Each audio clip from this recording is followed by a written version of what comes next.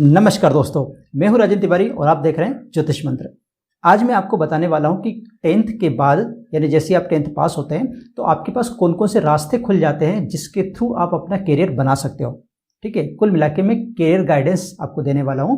देखिए, इसमें दो तरह के जो कोर्सेस होते हैं, एक होता है वोकेशनल कोर्स और एक होता है नॉन वोकेशनल कोर्स।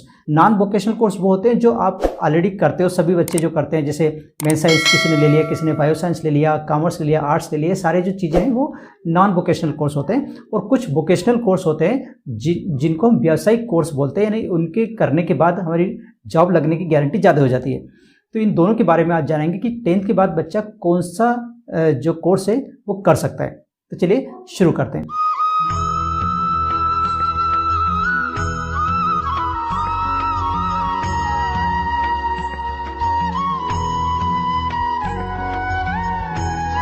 तो सबसे पहले हम जानते हैं कि वैसे टोटल कोर्स होते कितने हैं। तो पहला कोर्स है साइंस।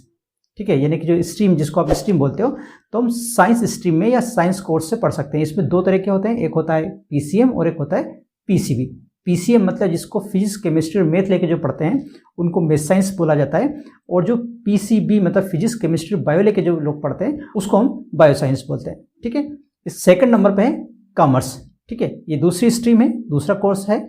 तीसरे नंबर पे आता है आर्ट्स या ह्यूमैनिटीज जिसको नाम से हम जानते हैं। ठीक है, चौथा कोर्स है आईटीआई। आईटीआई मतलब होता है इंडस्ट्रियल ट्रेनिंग इंस्टीट्यूट। ठीक है, ये चौथा कोर्स है।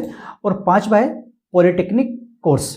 ये 5 तरह के कोर्स ऐसे हैं जो 10th के बाद बच्चे कर सकते हैं, जिसमें से पहले 3 के नाम तो आपने इजीली सुने। सभी स्कूलों में ये 3 तरह के कोर्स तो होते ही हैं जिसको हम स्ट्रीम के नाम से जानते हैं। लेकिन चौथा और पांचवा जो कोर्स होता है वो स्कूल में आपको नहीं मिल पाता, यानी आईटीआई भी स्कूल में नहीं होगी और पॉलिटेक्निक भी स्कूल में नहीं होगा। इनके लिए आपको अलग से एग्जाम देना पड़ता है। पॉलिटेक्निक का पीपीटी एग्जाम होता है, उसके थ्रू फिर आप उसमें जाते हो, और इसी टाइप से आईटीआई के लिए भी आपको एंट्रेंस एग्जाम देना पड़ता है। ठीक है, तो ये 5 तरह के कोर्स है। इनमें कौन कौन सी चीज़ें होती है, इनसे क्या क्या आप कर सकते हो, ये मैं आपको बताने वाला हूँ।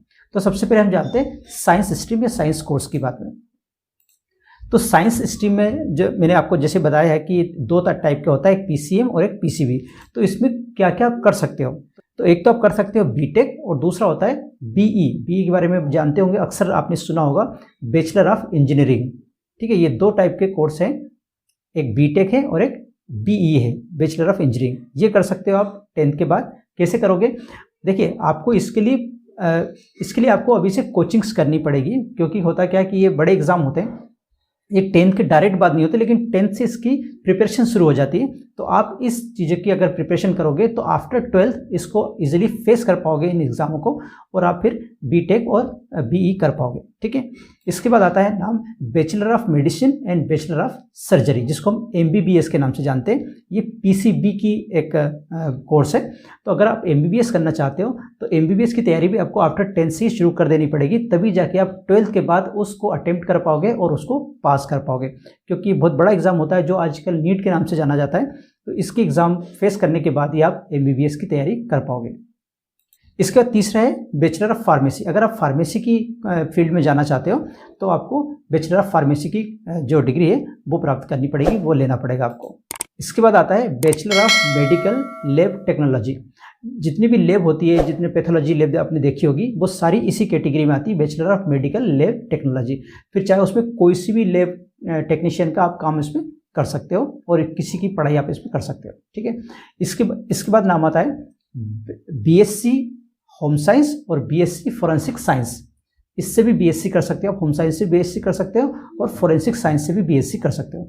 तो ये 5 कोर्सेस है साइंस फील्ड के। साइंस फील्ड मतलब पीसीएम और पीसीबी के लिए ये 5 कोर्सेस है 10th वालों के लिए, जो जिनकी तैयारी वो अभी से यानी कि आफ्टर 10th कर सकते हैं। ठीक है, अब हम बात करते हैं कॉमर्स फील्ड की। तो कॉमर्स फील्ड में सबसे पहला नाम आता है चार्टर्ड अकाउंट। आपने देखा होगा कि बहुत बड़ी पोस्ट होती है, अगर इसको बच्चा क्लियर कर लेता है तो बहुत बड़ी नौकरी इसमें मिलती है, लेकिन इसमें मेहनत ज़्यादा होती है, इसलिए इसको 10th के बाद से ही इसकी प्रिपरेशन शुरू करनी पड़ती है। तो पहला क्या हुआ, चार्टर्ड अकाउंटेंट। इसके बाद होता है बिजनेस मैनेजमेंट। ठीक है, बिजनेस मैनेजमेंट भी बहुत अच्छा कोर्स है, और ये इसकी भी तैयारी आपको, क्योंकि ये भी आपको बीबीए करना पड़ेगा इसके लिए, तो आप अभी से उसकी तैयारी करोगे तो आप बिजनेस मैनेजमेंट का कोर्स बहुत अच्छे से कर पाओगे। फिर आता है advertisement and sales management. Sales management का भी कोर्स होता है एडवर्टाइजमेंट के थ्रू। तो ये कोर्स भी करके आप बहुत अच्छे से जॉब प्राप्त कर सकते हो। तो ये तीसरा कोर्स हुआ। इसके बाद होता है डिजिटल मार्केटिंग। आजकल बहुत ज़्यादा फेमस है ये डिजिटल मार्केटिंग, क्योंकि आजकल घर घर जाके मार्केटिंग करना उतना ज़्यादा नहीं रह गया है, इसलिए डिजिटल मार्केटिंग ही सबसे ज़्यादा उपयोग में लाई जाती है और कोरोना काल में तो बहुत ज़्यादा इसका डिमांड है। इसके बाद है ह्यूमन रिसोर्सेज एंड डेवलपमेंट। ये भी एक कोर्स है जिसको आप कॉमर्स वाले बच्चे इसको इजीली कर पाते हैं। तो ये 5 कोर्स है कॉमर्स वाले स्टूडेंट के लिए जो आगे चल के कॉमर्स स्ट्रीम को लेकर पढ़ना चाहते हैं। चलिए बात करते हैं आर्ट्स और ह्यूमैनिटीज़ की।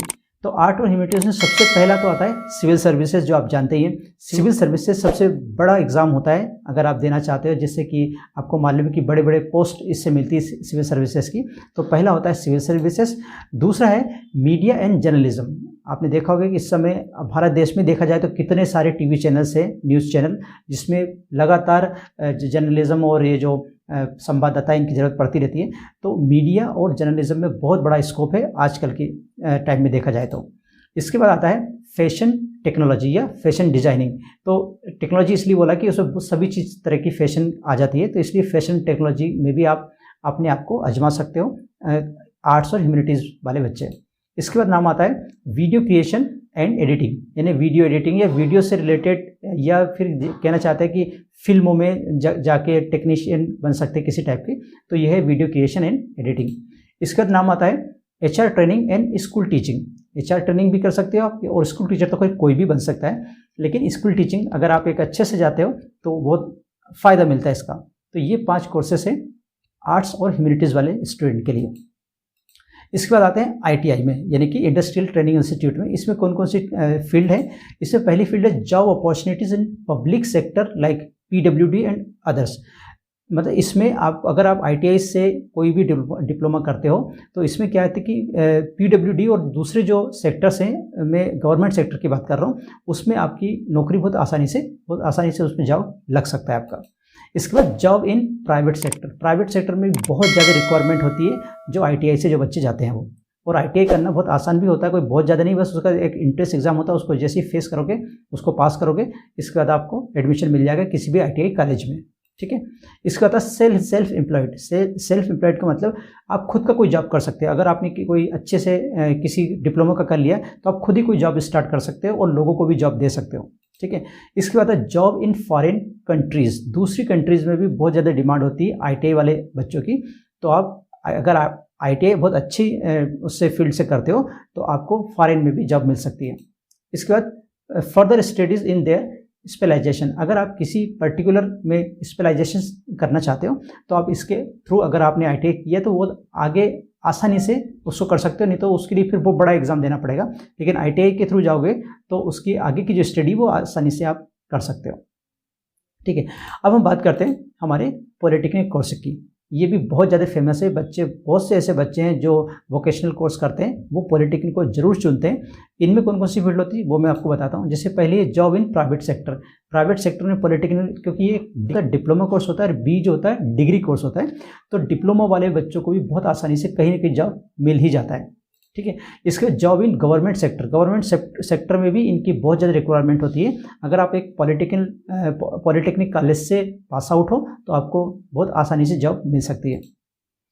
तीसरा है सेल्फ एम्प्लॉयड, यानी कि अगर आप अच्छे से करोगे तो आप खुद का भी कोई बिजनेस चालू कर सकते हो, कोई एजेंसी आप चालू कर सकते हो, कोई भी इंस्टीट्यूट आप चालू कर सकते हो अगर आप अच्छे से पढ़े हो तो। फिर आता है हायर स्टडीज़ इसी में, यानी कि अगर आप डिप्लोमा है तो डिप्लोमा से आप डिग्री में भी जा सकते हो, ये इसकी हायर स्टडीज़ है। ठीक है। और लास्ट में है ऑन बिजनेस, कोई भी अपना खुद का बिजनेस डाल सकते हो।